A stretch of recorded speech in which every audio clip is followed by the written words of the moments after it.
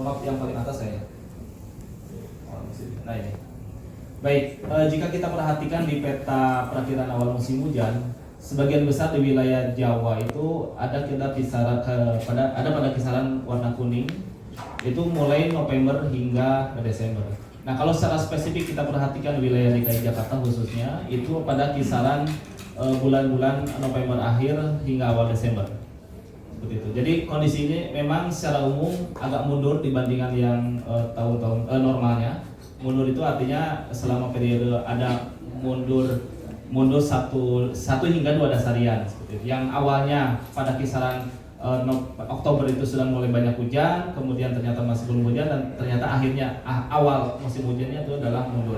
Nah, jadi kalau secara khusus wilayah DKI Jakarta kita perhatikan itu ada pada kisaran antara November akhir atau awal Desember untuk awal musim hujan. Dalam artian bahwa kondisi banyak hujannya tentu dari mulai awal Desember hingga Februari menuju puncak. Baik, kemudian yang terkait dengan suhu paling tinggi hingga akhir tahun kisaran. Jadi kalau kita perhatikan selama bulan hingga sepekan ke depan Oktober, kemungkinan untuk potensi suhu antara kisaran maksimum 38 itu masih memungkinkan. Jadi untuk kondisi seminggu ke depan. Sehingga kalau untuk kondisi hingga akhir Desember karena diprediksikan akan banyak pertumbuhan awan hujan, jadi di antara kisaran 36 itu sudah cukup tinggi.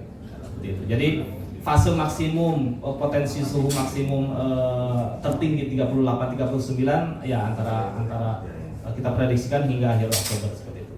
Nah, selepas Oktober, November masuk, Desember kemungkinan paling besar antara 35-36.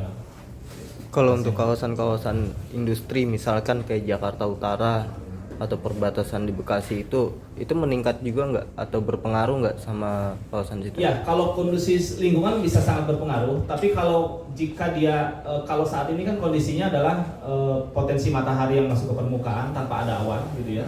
Jadi karena dia tidak ada awan, diterima permukaan ini sangat maksimum. Nah, ketika nanti pada kondisi di lingkungan secara khusus di wilayah DKI itu kan karena potensi lingkungan ya, bukan kondisi matahari seperti itu. Jadi kalau dia banyak awan kemudian kondisinya lembab, dia itu nggak terlalu terik saya kira. Jadi kondisinya malah panas tapi lembab.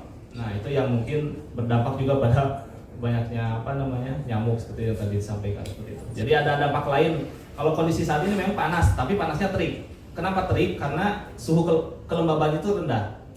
Seperti itu. Nah, itu yang menyebabkan kenapa terik. Jadi kalau kedepannya masih panas tapi tidak terik, dia panas bahkan lembab seperti itu kondisinya. Demikian.